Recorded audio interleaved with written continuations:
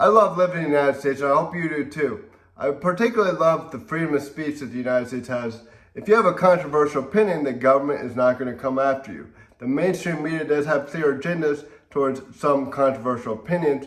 However, the government will not come after you, and it's important to remember never to lose your will to fight for freedom of speech, because having a controversial opinion is not illegal. There are two sides to every story. The mainstream media doesn't get everything right, so it's important that we utilize our freedom of speech in order to get the mainstream media on track. So, the United States can be doing very well economically. It doesn't necessarily mean talented people are always going to be getting ahead economically.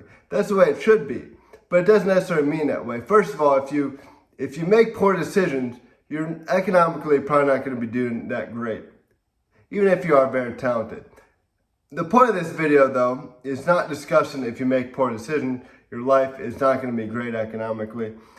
My point is, if you speak out against the narrative of the mainstream media and you're very talented, you run the risk of being canceled and having no economic future for yourself. And that is the point of this video.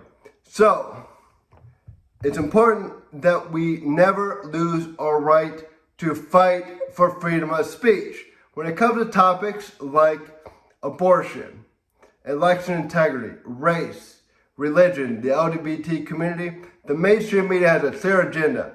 It's important that we remember there's two sides to every story. It's important to remember that we continue to have controversial opinions and we factually back our controversial opinions because there's two sides to every story. The mainstream media doesn't get everything right. It's important that we fight to make America great again because this country has a vast geography and we need to make this country great again for people to feel safe all over this country.